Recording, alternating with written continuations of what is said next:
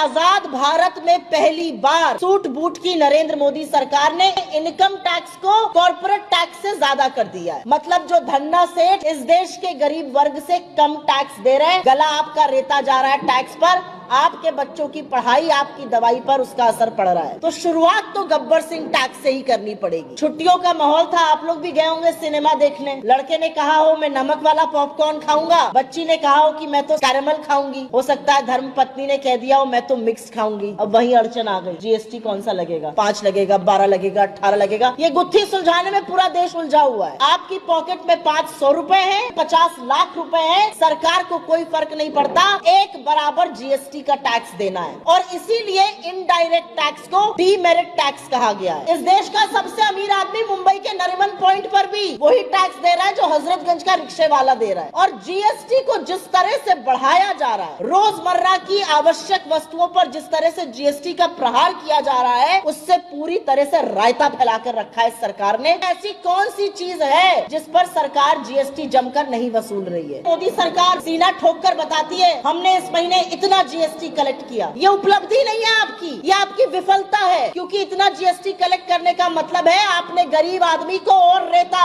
और वसूला। क्योंकि 64% जीएसटी का कलेक्शन इस देश की निचली 50% आबादी से आ रहा है।